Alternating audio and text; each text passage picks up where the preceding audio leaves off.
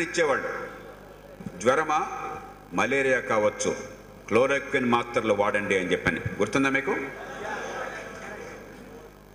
ఈవేళ కూడా బుద్ధుంటే జ్వరం వస్తే కొంచెం చలి ఉంటే 100%, లేకున్నా కూడా క్లోరోక్విన్ ఇవ్వటం ఉత్తమం. నా దగ్గర ఇప్పుడు కూడా క్లోరోక్విన్ టాబ్లెట్ ఉంటాయి. నా దగ్గర నేర్చుకున్న మా శ్రీమతి కూడా ఎప్పుడూ టాబ్లెట్ పెట్టుకుంటుందా, 10 లేకపోతే కొత్తగా వచ్చిన 5 టాబ్లెట్స్.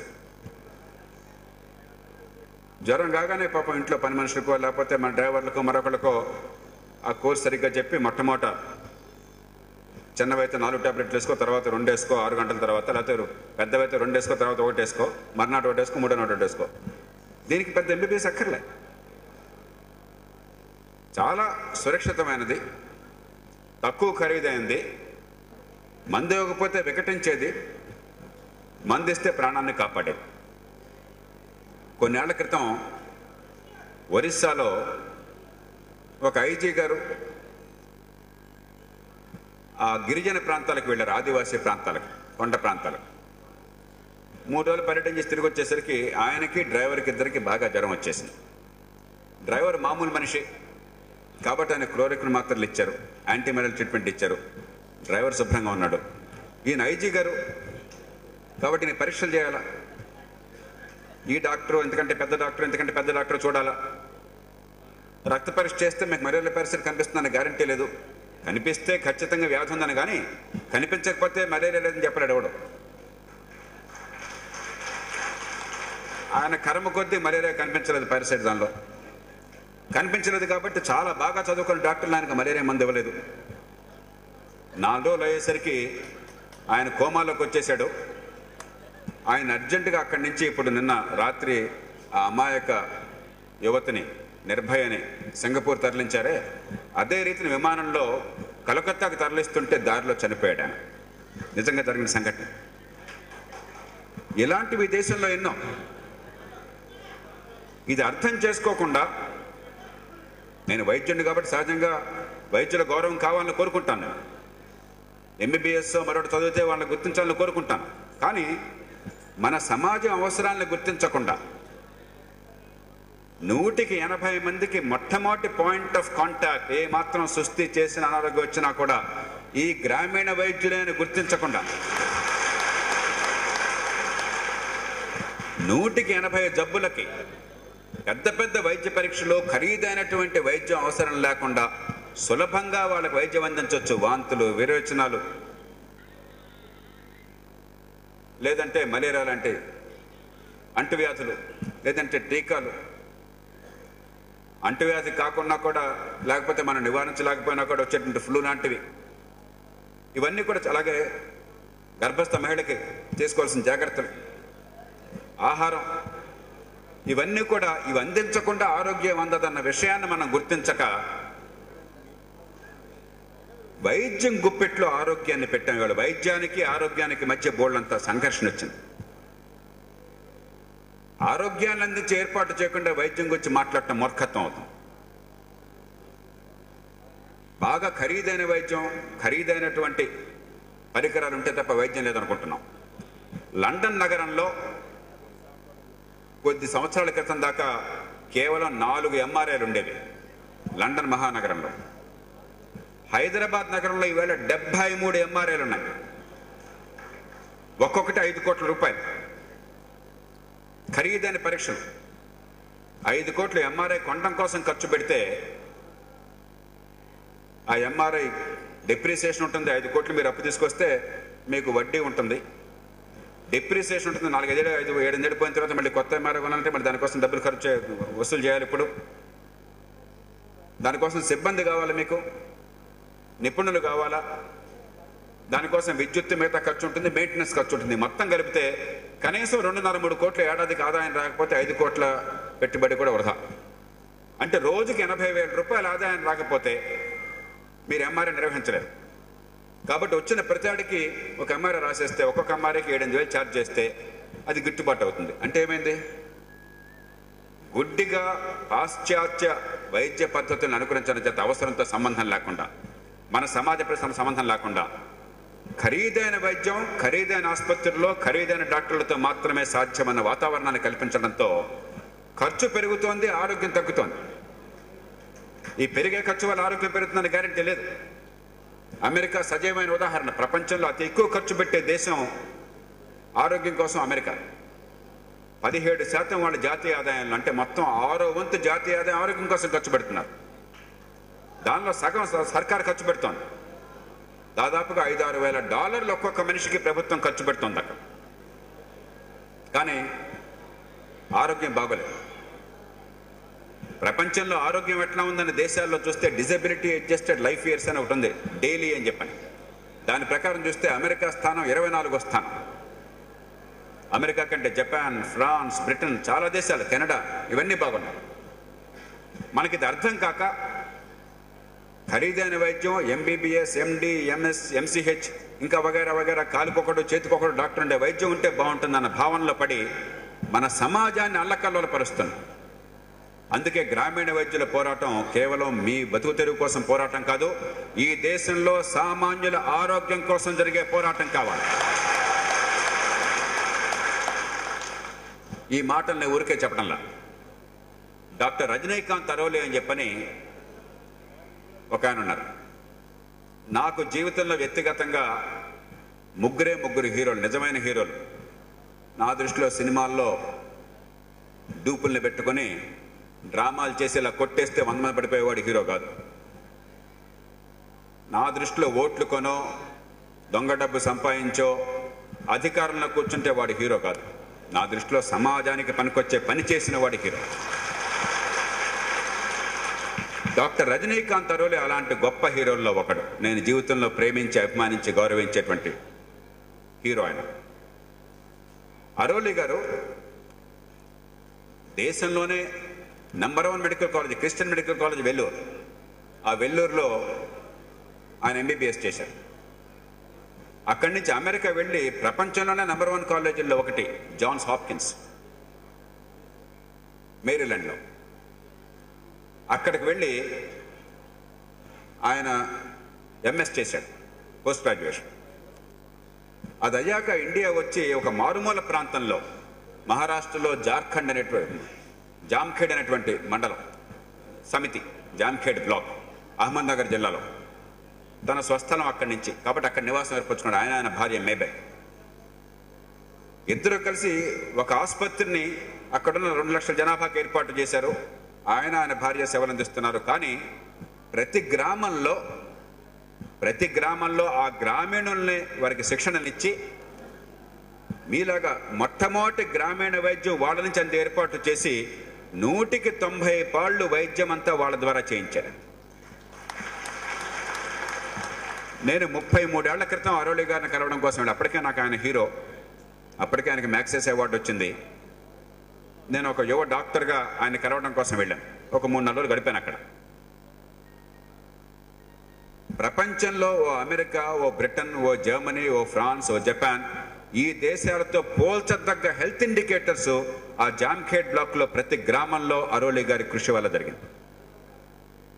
ఆయన సొంతంగా డాక్టర్గా వైద్యం చేయడం వల్ల కాదు, ఏ గ్రామానికి ఆ గ్రామం గ్రామీణ వైద్యులకు శిక్షణనిచ్చి, ఏ సమస్య వచ్చినా కూడా వెంటనే వాళ్ళని పరిశీలించి ఆ సమస్య నివారించేటువంటి శక్తిని వాళ్ళకి ఇవ్వడం చేత అక్కడ ఆరోగ్యాన్ని చాలా తక్కువ ఖర్చుతో అద్భుతంగా ఆయన పెంచగలిగాడు.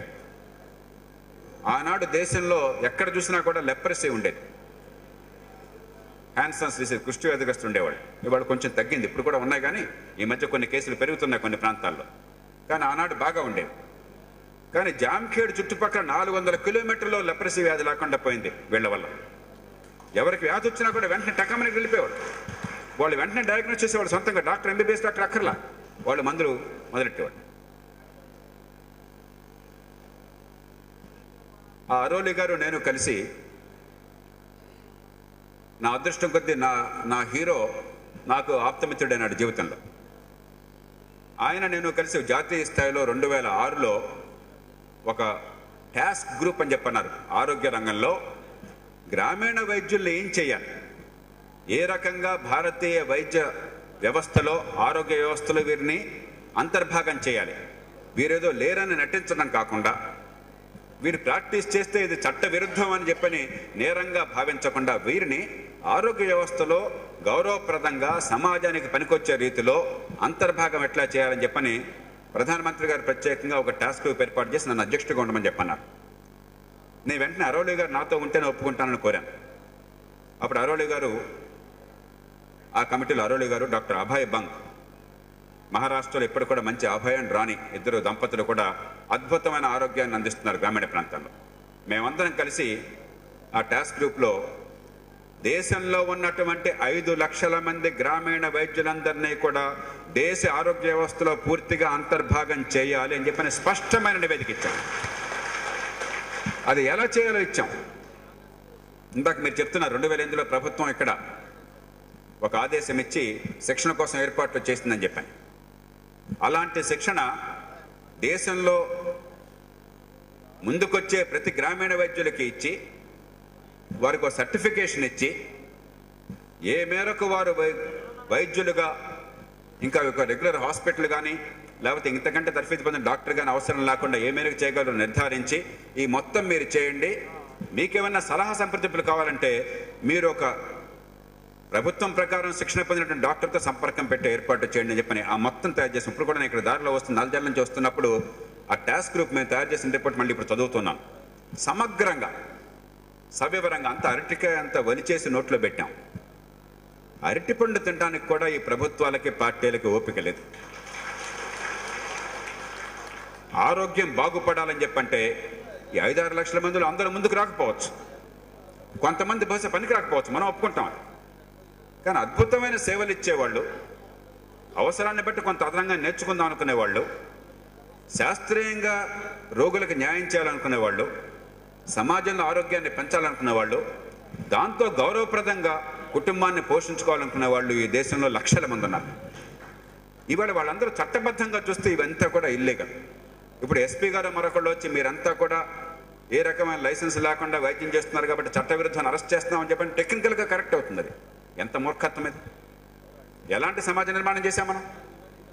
80% మంది ప్రజలకి మొట్టమొదటి పాయింట్ ఆఫ్ కాంటాక్ట్ అయ్యుండి అతి తక్కువ ఖర్చుతో గ్రామీణ ప్రాంతాల్లో కష్టపడుతూ రాత్రింబవళ్ళు అందుబాటులో ఉండి సామాన్యులకు ఆరోగ్యాన్ని సులభంగా అందించి ఏర్పాట్లు చేస్తున్న వాళ్ళని ఈ సమాజంలో ఆరోగ్య వ్యవస్థ అంతర్భాగంగా గుర్తించి గౌరవించి నెత్తిని పెట్టుకోవాలా? వీళ్ళందరూ నేరం చేస్తున్నారని భావించి ఒక మూర్ఖమైన ఆలోచనతో వారి బతుకుల్ని బుగ్గిపాలు చేయడంతో పాటు సమాజం మొత్తాన్ని నరకప్రాయం చేయాలా? ఇది సమాజం తేల్చుకోవాలి.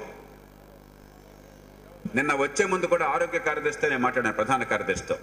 ఏమయ్యా ఏం చేస్తున్నారు మీరు? మేము టాస్క్ ఫోర్స్ ఒక రిపోర్ట్ ఇచ్చాము జాతీయ స్థాయిలో, దాన్ని ఆమోదించారు, దాని మీద ఏమైనా జరిగిందా అని చెప్పంటే లేదు సార్ కొంతకాలం జరిపాము, అప్పుడు పెద్దెవరు పట్టించుకోవట్లేదు, ఏదో అడపదడప వాళ్ళు వీళ్ళు వస్తుంటారని చెప్పన్నారు. అంటే ప్రభుత్వానికి చేమ కొట్టినట్లేదు. ఎందుకంటే ప్రభుత్వానికి ప్రజల ఆరోగ్యం పట్ల కనీస శ్రద్ధ లేదు. ప్రజల ఓట్ల పట్ల శ్రద్ధ ఉంది కానీ ప్రజల ఆరోగ్యం బాగుపడాలన్న కోరిక లేదు. నేను ఎక్కువ మాట్లాడదలుచుకోలేదు, ఎందుకంటే it will be preaching to the converted. నా అభిప్రాయాలు ఆరోగ్యం విషయంలో ఈవేళ కాదు, 1978 నుంచి ఈవేళ దాకా ఈ 34 ఏళ్ల పాటు దేశంలో చాలామందికి తెలుసు. దానికోసం రాజీ లేని పోరాటం చేసిన వాడిని నేను.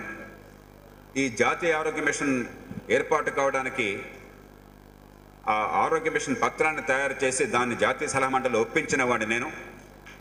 ఆ రకంగా ఆరోగ్య మండలికి ఆద్యుడిని నేను. ఆ తర్వాత ప్రధానమంత్రి సలహా మండలిలో ఆరోగ్య విషయం అరోలి గారు నన్ను ఇద్దరిని కూడా ఆయన కోరితే మేమిద్దరం ఆ సలహా మండలిలో కూర్చున్నాం, దానిలో పనిచేసాం. ఆ తర్వాత మిమ్మల్ని అందరినీ ఆరోగ్య వ్యవస్థ అంతర్భాగం చేయడం కోసం ఈ టాస్క్ గ్రూప్ అధ్యక్షుడిగా పనిచేసిన వాడిని నేను. కాబట్టి ఈవేళ కొత్తగా నేను చెప్పక్కర్లేదు. దీనిలో ఉన్న సాధక బాధకాలు అవసరాలు మీకు చెప్పనక్కర్లేదు. అంచేత మనం ఇప్పుడు కార్యాచరణలోకి వెళ్ళాలి. ఈ రాష్ట్రంలో ఇంతకుముందు చెప్పారు 20,000 మంది శిక్షణ జరిగిందని చెప్పాను. ఈ 60,000 మందికి శిక్షణ జరిగి తీరవలసిందే. వీరందరికీ సర్టిఫికేషన్ రావాల్సిందే. వీరందరినీ ఆరోగ్య వ్యవస్థలో భాగస్వాములు చేసి వారి గుర్తింపుని గౌరవాన్ని ఇవ్వాల్సిందే. వారికి నిరంతరం ఆధునిక వైద్య రీతుల్ని వారికి అవసరమైన మేరకు అందించే ఏర్పాటు శాశ్వతంగా జరగవలసిందే. అందుకోసం ఈ రాష్ట్రం ఈ దేశంలో ముందు రాజకీయ పార్టీల్లో, రెండో పక్కన వైద్యులకి మళ్ళీ మీ అవసరం ఉంది.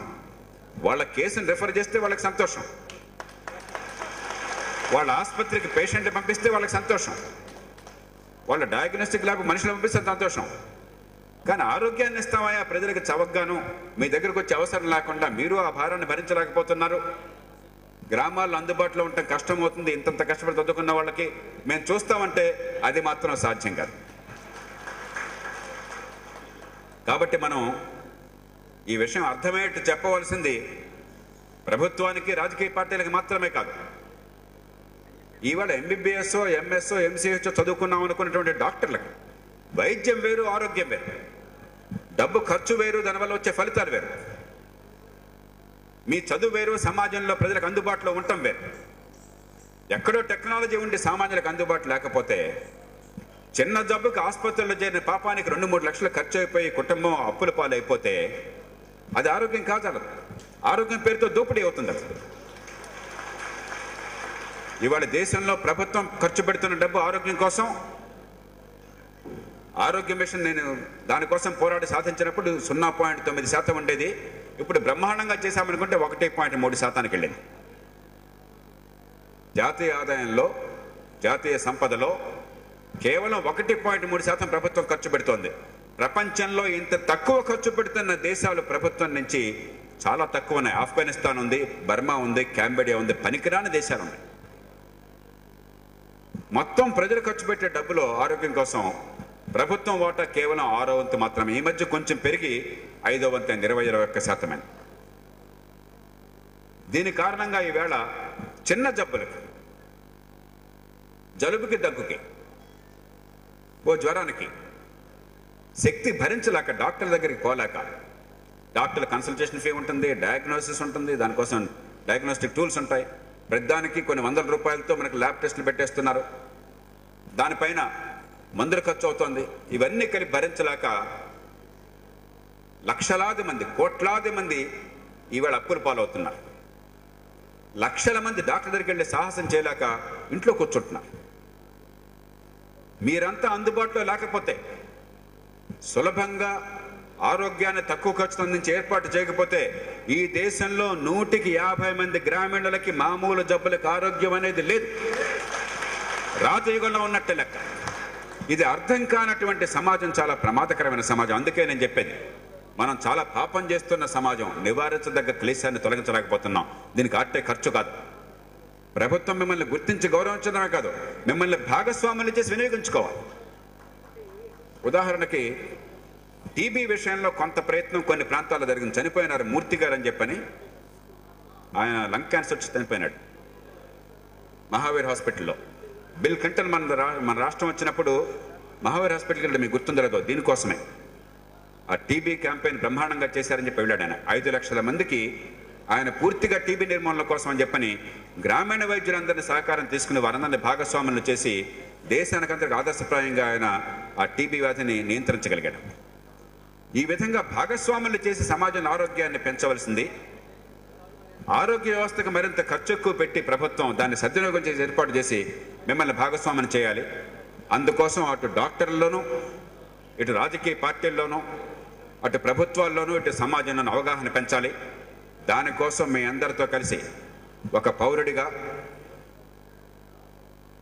ఈ సమాజంలో మంచి జరగాలని కోరుకునేటువంటి ఒక బాధ్యత గల పౌర సమాజ నిర్మాతగా, ఒక రాజకీయ పార్టీ కార్యకర్తగా, అన్నిటిని మించి ఈ దేశ ప్రజలకు ఆరోగ్యం కావాలని అహర్నిశలో కోరుకునేటువంటి ఒక డాక్టర్గా నేను మీరు ఏ అంశాల కోసం సమాజంలో ఆరోగ్యం కోసం పోరాడుతున్నారో వాటి కోసం మీతో భుజం కలిపి కదం తొక్కి పోరాడే బాధ్యత నాది. ఈ రాష్ట్రంలో దేశం అవగాహన పెంచే బాధ్యత మనందరం తీసుకుందాం. ఖచ్చితంగా ఆరోగ్యాన్ని పెంచుతూ మీ అందరి గౌరవాన్ని ఏర్పాటు చేద్దాం. అందుకోసమని పోరాడుతున్న మీ అందరికీ మనసారా అభినందనలు తెలియజేస్తూ మరోసారి మీ అందరికీ నమస్కరిస్తూ నేను సెలవు తీసుకుంటున్నాను. జై హింద్.